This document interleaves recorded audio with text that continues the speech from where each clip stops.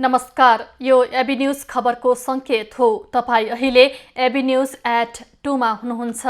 म एलिजा लामिछाने। प्रारम्भमा मूल खबर।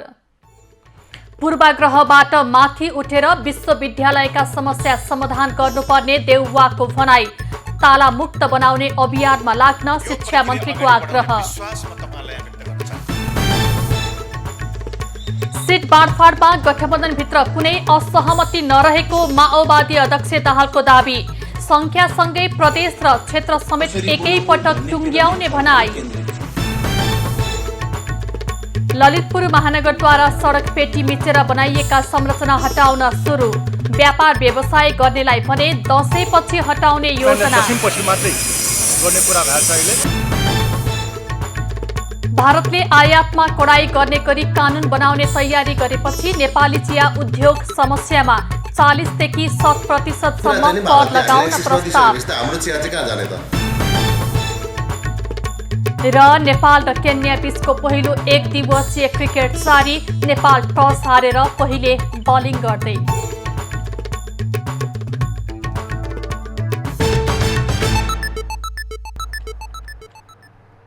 अब खबरको सिलसिला प्रारम्भ गरौं। प्रधानमन्त्रीको भनाई सम्बन्धी प्रसङ्गबाट।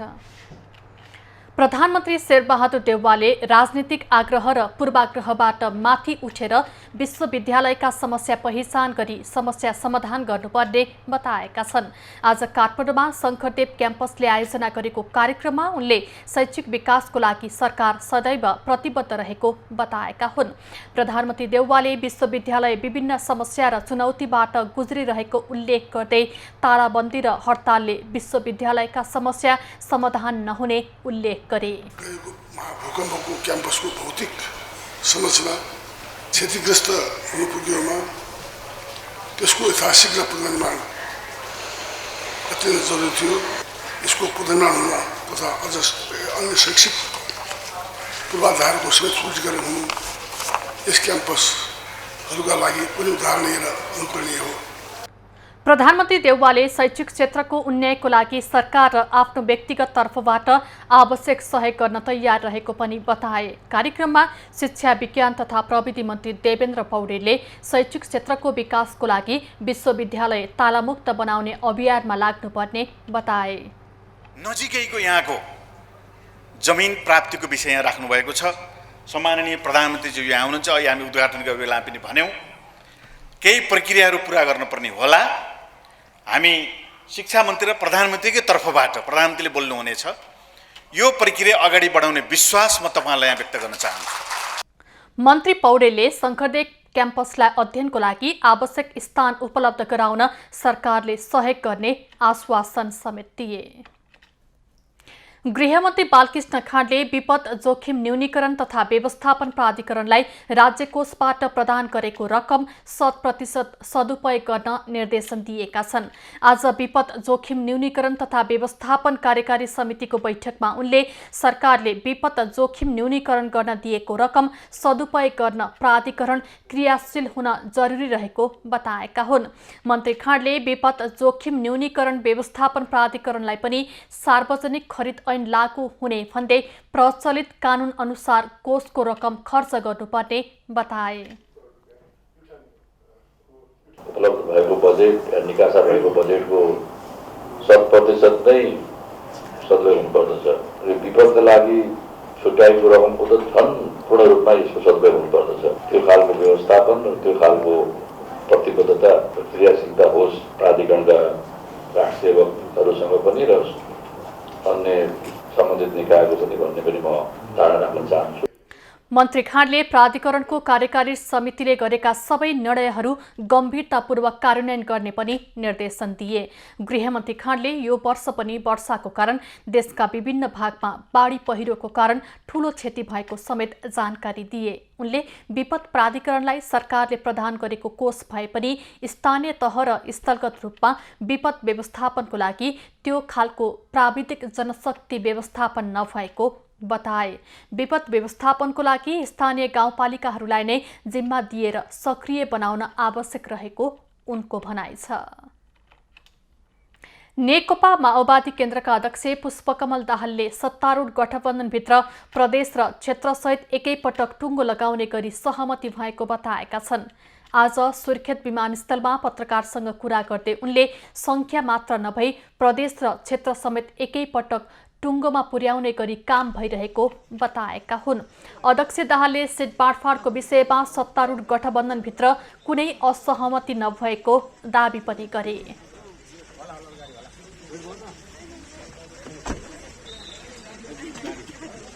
हिजो हामी सहमतिको निकट पुगेका छौँ र त्यहाँ छलफल गर्दै जाँदा संख्या मात्रै टुङ्ग्याउने भन्दा पनि कुन कुन क्षेत्र र कुन कुन प्रदेश कसले पाउने पनि एकैचोटि टुङ्ग्याउनको लागि मात्रै हामीले हिजो रातिसम्म कुरा गरेर अब पर्सिसम्म तयारी गर्ने भनिएको।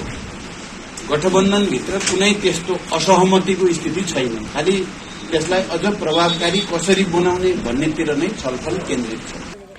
अध्यक्ष दाहालले माओवादी एक्लै जित्ने ठाउँमा अन्य गठबन्धनका दलहरूलाई समायोजन गरेर लाने तयारी भइरहेको पनि बताए। एकीकृत समाजवादी पार्टीसँग एकताको तयारी भइरहेको पनि दाहालले जानकारी दिए। सबै 165वटै निर्वाचन क्षेत्र अन्तर्गतका प्रदेश जुन छन् तिनको मिलाउँदा सन्तुलन मिलाएर जाने। हामीले उस्तै पर्यो भने हाम्रो प्रभाव भएका सबै हामी एक्लै जित्ने ठाउँमा पनि अन्य पार्टीलाई, नेपाली कांग्रेसलाई या समाजवादी या अर्को छ भने प्रदेशमा चाहिँ त्यहाँ समायोजन गरेर लानेतिर नै हाम्रो जोड छ। एकताको लागि केही समयपछि पार्टी एकता संयोजन समिति बन्ने सम्भावना रहेको उनको भनाइ छ। नेकपा एमालेसँग तत्काल सहकार्य नहुने दाहालले स्पष्ट पारे। आफू राष्ट्रपति बन्ने हल्ला सही नभएको पनि उनले प्रष्टोक्ति दिए। अध्यक्ष दाहालले आफू चितवन क्षेत्र नम्बर 3बाट चुनाव लड्ने पनि जानकारी दिए। सत्तारूढ गठबन्धनमा आबद्ध दलले आज चुनावी भागभण्डाका विषयमा पार्टीभित्र आन्तरिक छलफल गर्ने भएका छन्। पार्टीहरू बैठकपछि कार्यदल तथा शीर्ष नेताको बैठकबाट सिट बाँडफाँड टुङ्गो लगाउने सहमति गठबन्धनको छ।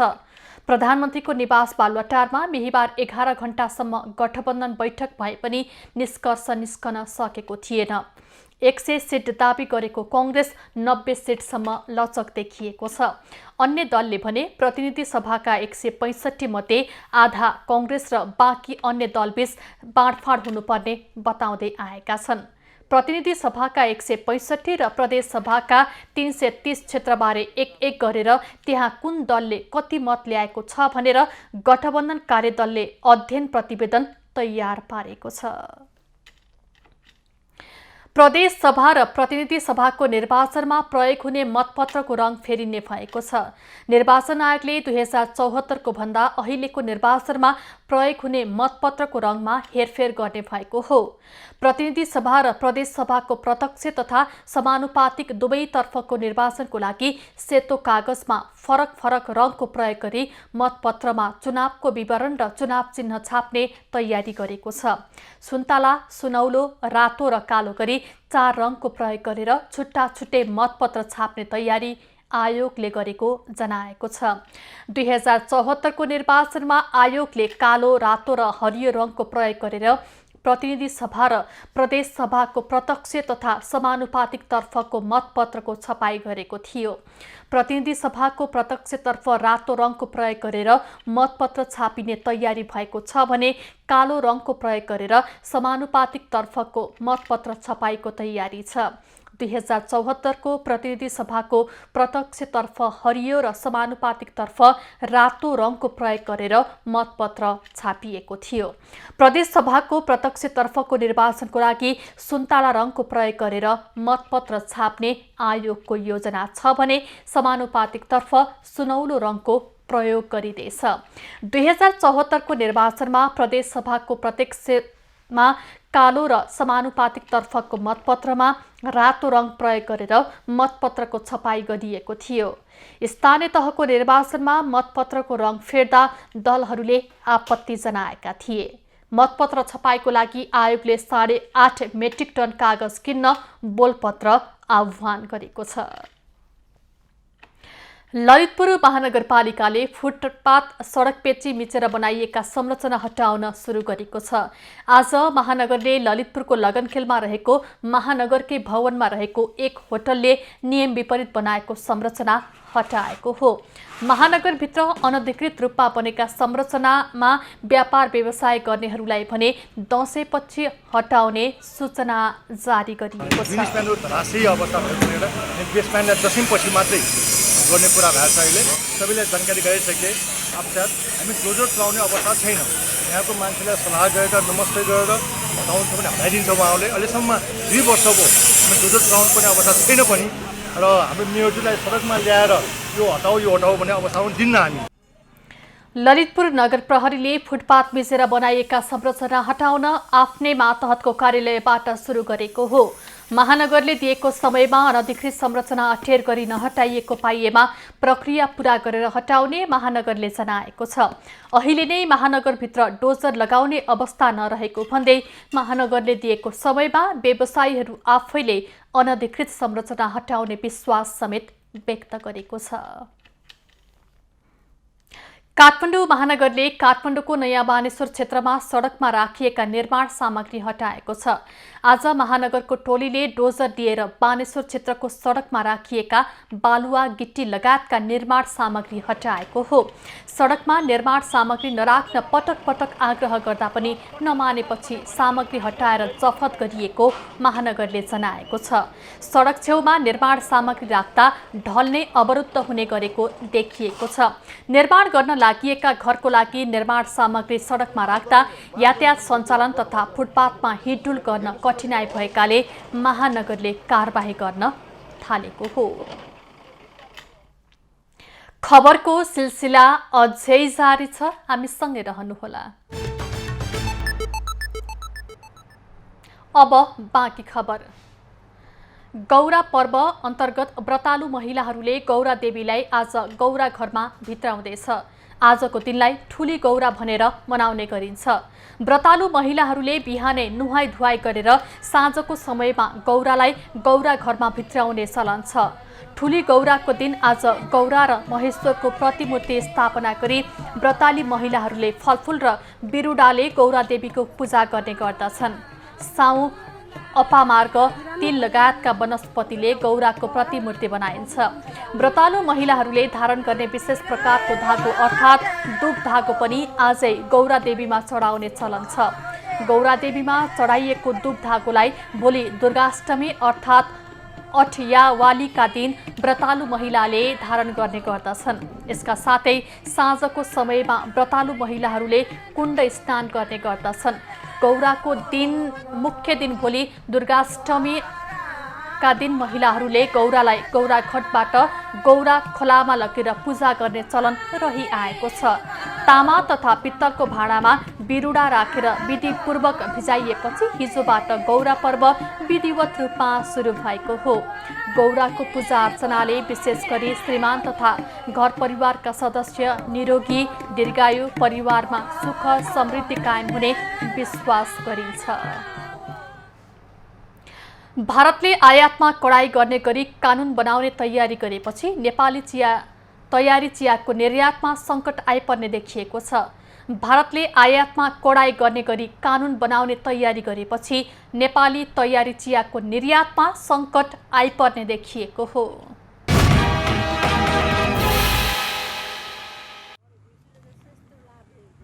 नेपाली चियाको मुख्य बजार नै भारत भएको र उसले आयातमा 40 देखि 100% कर लगाउने सम्भावना बढेको भन्दै समस्या समाधान पहल गरिदिन किसान, उद्योगी र व्यवसायीले सरकार समक्ष माग गरेका छन्। 80 देखि 90% सम्म नेपाली तयारी चिया निर्यात भइरहेको भारतले आयातमा 40 देखि 100% कर लगाउने सम्भावना बढेपछि किसान, उद्योगी र व्यवसायी अन्योलमा छन्। हामीहरू एउटा भूपरिवेशित देश, ल्यान्डलक्ड कन्ट्री हो। तीनतिरबाट इन्डियाले छेकेको छ र एक तर्फबाट चाइनाले, र हामीहरूको चियाको उत्पादन खपतभन्दा दोब्बरभन्दा पनि बढी छ। चिया निर्यात गर्नुपर्ने हाम्रो बाध्यता छ। वैदेशिक मुद्रा पनि आउनुपर्ने र हाम्रो यहाँको चिया उद्योगलाई सञ्चालन राख्नुपर्ने। तेस्रो मुलुकमा हामीहरूले चिया पठाउन सकिरहेका छैनौँ। नेपाली चिया निरुत्साहित गर्ने गरी भारतीय राज्य सभाको स्ट्यान्डिङ कमिटी अफ कमर्सले 171 नम्बर रिपोर्ट राज्यसभा र लोकसभामा लगेको हो। रिपोर्टमा कम्युनिटीका 30 सांसदले नेपालबाट गुणस्तरहीन चिया भारत आयात भइरहेको भन्दै यसलाई रोक्न प्रस्ताव गरेका छन्।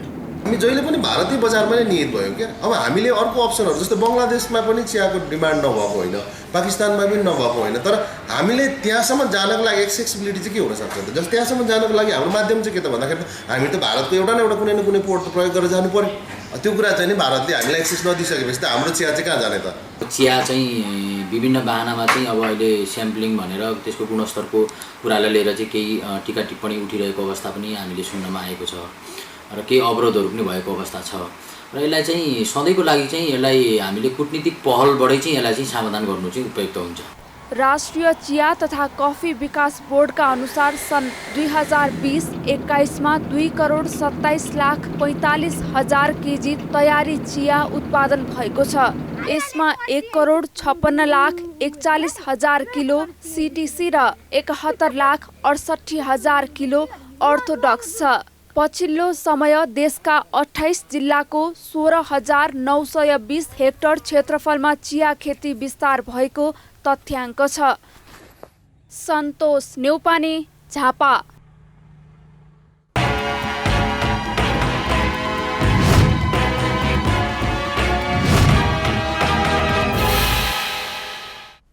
परिश्रम गरे बगरमा पनि सुन्दर र उपयोगी स्थान बन्छ भन्ने उदाहरण बनेको छ रूपन्देहीको तिलोत्तमा नगरपालिकाको डिङ्गर नगर स्थित श्रृङ्गेश्वर धाम। धाम परिसरमा ज्येष्ठ नागरिक मिलन केन्द्र समेत स्थापना भएको छ। तिलोत्तमा नगरपालिकाको श्रृङ्गेश्वर धाम रहेको यो सुन्दर ठाउँ केही वर्ष अघिसम्म बगड थियो। गुल्मीबाट बुटवल झरेका केही मनकारी व्यक्तिहरूको सोच र प्रयासबाट यो क्षेत्रमा मठ मन्दिर पार्क मात्र बनेका छैनन्, अब वृद्ध वृद्धका लागि मन बहलाउने ज्येष्ठ नागरिक मिलन केन्द्र समेत बनेको छ। यो केन्द्रलाई ज्येष्ठ नागरिकको संरक्षण केन्द्रको रूपमा विकास गर्ने, योगा लगायतका सेवा दिने तयारी छ।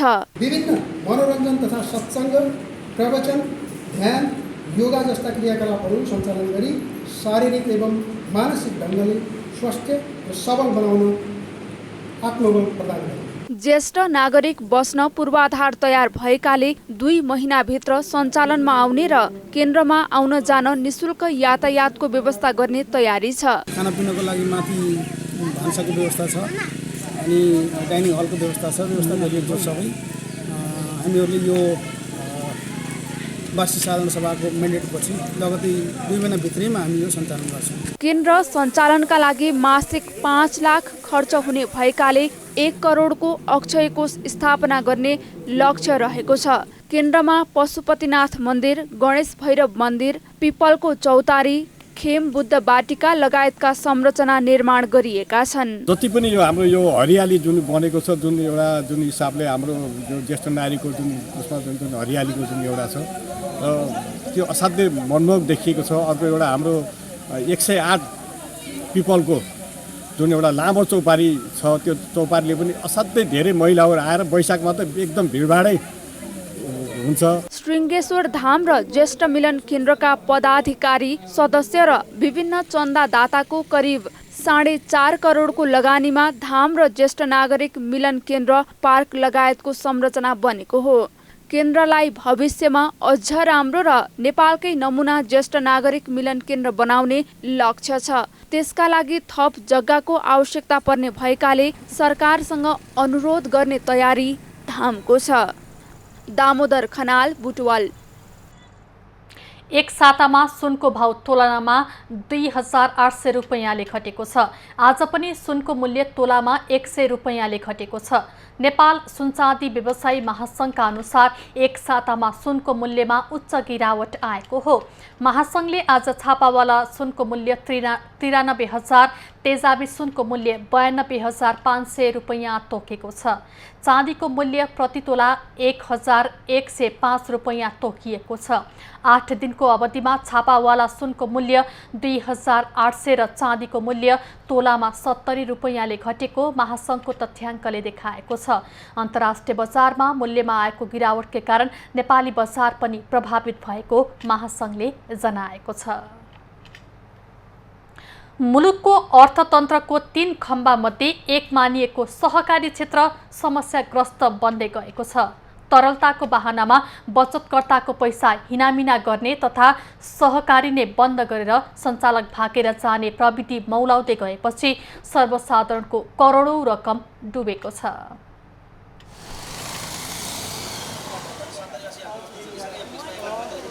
यी हुन् सहकारी पीडित दिपेन श्रेष्ठ। दिनभरि ज्याला मजदुरी गरेर कमाएको केही भाग पैसा श्रेष्ठले काठमाडौँको गङ्गबु स्थित बहुउद्देश्य सहकारी संस्थामा जम्मा गरे। 1.5 वर्षसम्म मजदुरी र सानो व्यापारबाट कमाएको रकम जम्मा गर्दा 10 लाख पुग्यो। तर 81 सहकारी बन्द गरेर सञ्चालक फरार भएपछि उनी रकम कसरी फिर्ता लिने भन्ने चिन्तामा छन्। म जस्ता हजारौँ पीडित होलान्। मेरो चाहिँ 10 लाख चान्जुन चाहिँ 3टा खातामा गरेर यसो गरेर अब कन्ट्याक्ट बिन भएको लगभग भयो 5-6 महिना जति भयो। श्रेष्ठले रकम जम्मा गर्दै आएको सहकारीको कार्यालय केही समयदेखि बन्द रहेको छ भने सञ्चालक बेपत्ता छन्। दिपेन जस्तै सो सहकारीमा रकम जम्मा गरेका करिब 1000 मानिसको निक्षेप फिर्ता भएको छैन। स्मृति जस्तै उपत्यकामा करिब 300 सहकारीका सञ्चालक बचतकर्ताको करोडौँ रुपैयाँ हिनामिना गरेर बेपत्ता भएका छन्। सहकारी विभागले 11वटा सहकारीलाई समस्याग्रस्त सूचीमा पनि राखेको छ। विभागको तथ्याङ्क अनुसार आर्थिक वर्ष 2077-78मा यो सङ्ख्या 100 को हाराहारीमा सहकारीले बचतकर्ताको निक्षेप हिनामिना गरेको उजुरी परेको छ। भन्दा बढी चाहिँ हामीले कार्यविधि निर्देशिका मापदण्डहरू बनाएर इम्प्लिमेन्टेसनको लागि पठाएछौँ भने त्यसभन्दा बाहेक समय समयमा सहकारी विभागले विभिन्न निर्देशनहरू पनि जारी गरेका छ। हेर्नुहोस्, यी सबै टुल्स नियमनको पाटोबाट सहकारी विभागले गर्दै आएको छ। सहकारीबाट ठगिने क्रम बढे पनि सहकारीको दर भने सुस्त देखिएको छ। सहकारी विभागकै सक्रियतामा निक्षेप फिर्ता भएको उदाहरण नगण्य रहेको छ। सहकारीलाई सुरुमा स्थानीय तह र प्रदेशले नियमन गर्ने भएका कारण कतिपय सहकारीको समस्या समाधानको क्षेत्राधिकार सम्बन्धी स्थानीय तहमै भएको विभागले बताउँदै आएको छ। क्यामेरामा विनय तामाङका साथ कमल जेसी, काठमाडौँ। सरकारले मैतीदेवी स्थित महाकवि लक्ष्मी प्रसाद देवकोटाको घरलाई संग्रहालयका रूपमा तयार पारेको छ। संग्रहालयको उद्घाटन महाकविको स्मृति दिवस भदौ 29 को आसपास पारेर गर्ने तयारी प्रज्ञा प्रतिष्ठानले गरेको छ। महाकवि लक्ष्मी प्रसाद देवकोटाको घरलाई संग्रहालय बनाउने कार्य अन्तिम चरणमा पुगेको छ। महाकवि देवकोटाले कवि कुञ्जको नाम दिएको घर सरकारले किनेर संग्रहालय बनाएको हो। देवकोटाको परिवारसँग 2 करोड 50 लाखमा किनेको घर करिब 11.5 करोडको लगानीमा तयार पारिएको हो। भुइँतला सहितको 3 तले छाने शैलीमा बनेको संग्रहालय महाकविको पुरानै घरकै शैलीमा बनाइएको छ। सरस्वतीको वरद पुत्र हुनुहुन्थ्यो हैन, धारा प्रवाह साङ्गो सँगसँगै आदि कविता लेख्न सक्ने सामर्थ्य महाकविमा थियो। उहाँ नरोकिकन लेख्नुहुन्थ्यो र कापी कलम भेट्नु भएन भने, कागज भेट्नु भएन चुरोटको खोलमा पनि उहाँ लेख्नुहुन्थ्यो। त्यस कारणले सरस्वतीको उहाँलाई परम आशीर्वाद थियो। संग्रहालयमा देवकोटाको शालिक, उनले आफ्नो जीवनकालमा प्रयोग गरेका सामान, उनका प्रकाशित तथा अप्रकाशित कृतिका पाण्डुलिपि लगायत उनको बारेमा भएका अनुसन्धान र थेसिसका सामग्री राखिनेछन्। संग्रहालयमा राख्न देवकोटाका जीवनकालसँग सम्बन्धित सामग्रीहरू पर्याप्त नभएकाले उनका परिवार, आफन्त र शुभचिन्तकहरूबाट सङ्कलन गर्ने कार्य जारी रहेको प्रज्ञा प्रतिष्ठानले जनाएको छ। पुरातत्व विभागले हामीलाई हाम्रो नेपाली मौलिक सामग्रीहरूको प्रयोग गरेर त्यो घर चाहिँ देवकोटाको पुरानो स्वरूप, घरको स्वरूप जस्ताको तस्तै आउने गरेर बनाउने भनेर भनेको थियो। लगभग त्यही ढङ्गले बनाइएको छ। महाकवि देवकोटाको घरलाई संग्रहालय बनाएसँगै उनका परिवार खुसी भएका छन्। म साह्रै खुसी छु। त्यहाँ बत्ती बल्दाखेरि त मलाई त रुने पनि लाग्यो। मेरो बाबामा त 3-6 जस्तो लाग्यो क्या। राति झलल बत्ती बलेको अनि पुरानो याद आयो। अनि भेट्नु जाउँ क्यारे भने यस्तो मनमा यस्तो फिलिङ भएको क्या। महाकवि देवकोटाको विक्रम सम्वत 2016 साल भदौ 29 गते क्यान्सर रोगले गर्दा मैतीदेवी स्थित घरमा नै निधन भएको थियो। उनका मुना मदन लगायत दर्जनौं कृतिले नेपाली साहित्यको श्रीवृद्धिमा योगदान गरेका छन्। संग्रहालयबाट देवकोटालाई बुझ्न चाहने र साहित्यमा रुचि राख्नेहरूले फाइदा लिन सक्नेछन्। क्यामेरामा सुरेश रजकका साथमा निशा देउजा, मैतीदेवी, काठमाडौँ। पर्साका विभिन्न पोखरीको सौन्दर्यीकरणको काम अलपत्र परेको छ। मुख्यमन्त्री स्वच्छता अभियान अन्तर्गत 1 वर्ष अघि नै बन्नुपर्ने नगवा, मुरली, छिपरमाई, निचुटा, मुरली बगैँचा र लक्ष्मणवा पोखरीको सौन्दर्यीकरण काम बीचमै अलपत्र परेको हो। गत वैशाखमै बन्नुपर्ने वीरगञ्ज 16 को नगवा पोखरीको काम करिब 40% मात्रै भएको छ। 10 करोड 1 लाख लागत रहेको पोखरी सुधारको काम सुस्त गतिमा भइरहेको हो। वीरगञ्ज 12 स्थित मुरली पोखरीको सौन्दर्यीकरण 10 करोड 43 लाख 17 हजारमा थालिएकोमा 68% मात्रै काम भएको छ। छिपहरमाई स्थित छिपहरमाई पोखरीको सौन्दर्यीकरण 10 करोड 44 लाख 63 हजारमा सुरु भएकोमा अहिलेसम्म 20% मात्रै काम भएको छ। वीरगञ्ज 15 को लक्ष्मणवा पोखरीको सौन्दर्यीकरणको काम भने 73% सकिएको छ। पोखरीको सौन्दर्यीकरणको लागि 1 करोड 75 लाख 21 हजार बजेट विनियोजन भएको छ। पर्टेवा सुगौलीमा रहेको निचुटा पोखरीको काम भने 10% मात्रै भएको छ। यो पोखरी सौन्दर्यीकरणको लागि 3 करोड 6 लाख 31 हजार बजेट परेको छ। मुरली बगैँचा स्थित पोखरीको सौन्दर्यीकरणको लागि 2 करोड 5 लाख 41 हजारमा भए पनि कामै सुरु भएको छैन।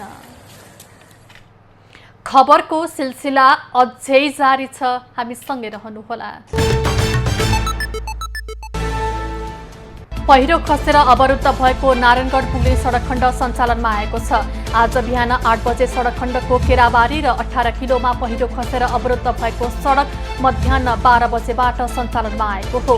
दुवै ठाउँमा लेदो सहितको पहिरो पञ्चायतसँगै रोकिएका सवारी साधन गन्तव्यतर्फ लागेका छन्। चीनको राष्ट्रिय जनकङ्ग्रेसका अध्यक्ष ली सान्चुले नेपालको 3 दिने भ्रमणमा आउने भएका छन्।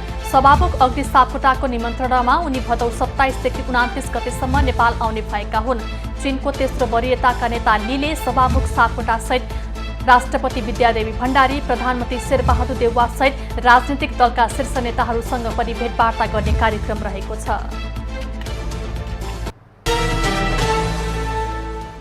यूएई को संसदका उपाध्यक्ष मोहम्मद अहमद अल यामाही 2 दिने नेपाल भ्रमणको लागि आज काठमाडौँ आएका छन्। मुस्लिम आयोगको निमन्त्रणामा आएका यामाहीलाई विमानस्थलमा मुस्लिम आयोगका अध्यक्ष समीम मिया अन्सारी लगायतले स्वागत गरेका छन्। भ्रमणको क्रममा उनले राष्ट्रपति विद्यादेवी भण्डारी, प्रधानमन्त्री शेरबहादुर देउवा लगायतसँग भेट गर्ने कार्यक्रम रहेको छ।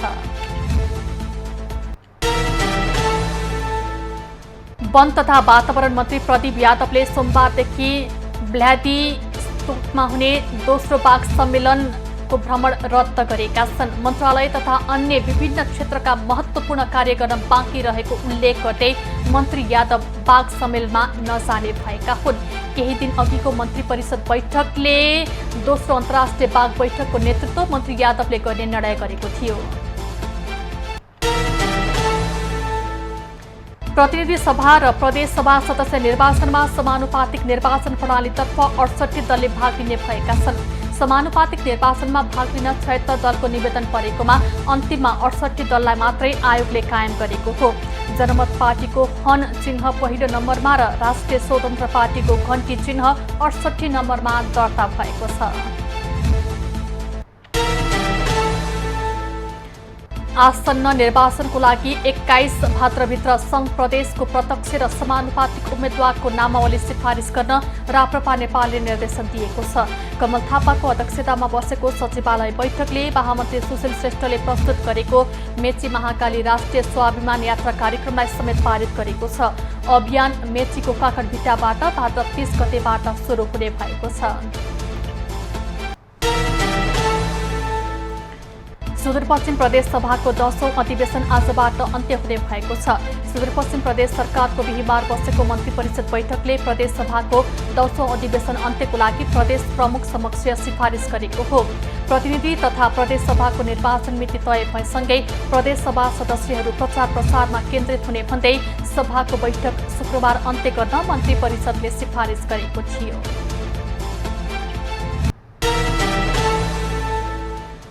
धरान उपमहानगरपालिकाका मेयर हर्क साम्पाङले देश आर्थिक रूपमा टाढ पल्टन लागेको भन्दै सबैलाई श्रम गर्न आह्वान गरेका छन्।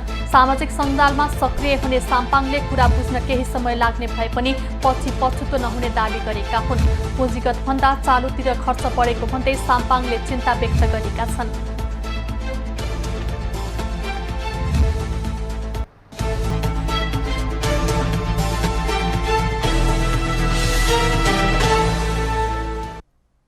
अब पालो एबी न्यूज एट मौसमको।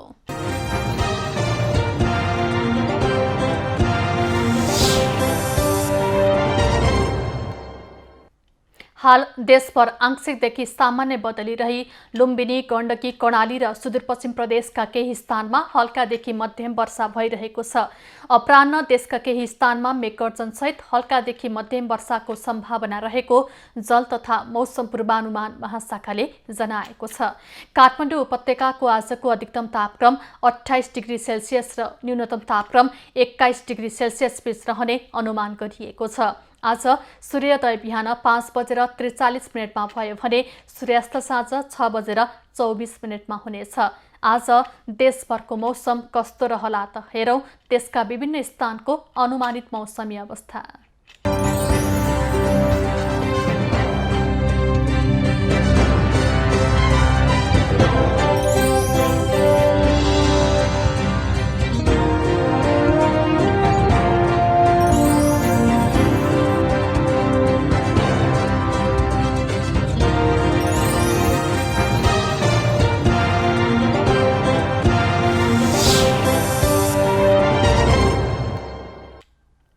अहिलेलाई खबरको क्रम यति नै। एबी न्यूज खबरका यी सहित अन्य विस्तृत खबरको लागि www.abnews.tv लगइन गर्न सक्नुहुनेछ। युट्युब, फेसबुक र ट्विटरमा पनि हामीलाई फलो गर्न सकिनेछ। खबरभित्रको खबरको लागि हेर्दै रहनुहोला एबी न्यूज खबर। नमस्कार।